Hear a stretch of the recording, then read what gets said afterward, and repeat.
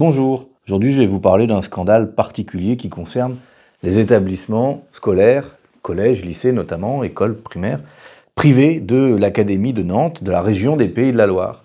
En 2023-2024, il y a eu 0 inspection faite par l'Éducation nationale dans les établissements scolaires privés dans la région. 0, pas 1 ou 2, 0. Et pourtant, on le voit tous les jours, on le voit évidemment avec le scandale de Betaram, on l'a vu ici à Saint-Nazaire avec la question qui se pose d'accusation au lycée Notre-Dame d'Espérance. Il y a besoin de protéger les élèves qui sont dans ces établissements.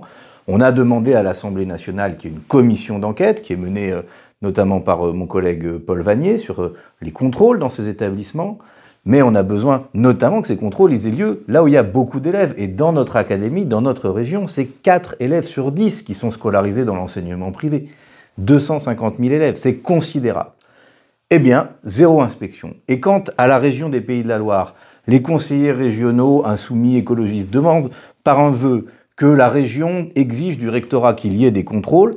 La droite régionale, Madame Morancet, Monsieur de Rugy, votent contre ce vœu. Pourtant, la région Pays de la Loire a donné 234 millions d'euros ces dernières années aux lycées privés de la région. Donc on donne beaucoup d'argent, on ne fait aucun contrôle, et pendant ce temps, on manque de tout dans l'éducation nationale. On manque de personnel administratif au lycée Aristide Briand, on manque de professeurs pour remplacer les professeurs malades, on manque de moyens pour accompagner les élèves en situation de handicap. C'est inacceptable.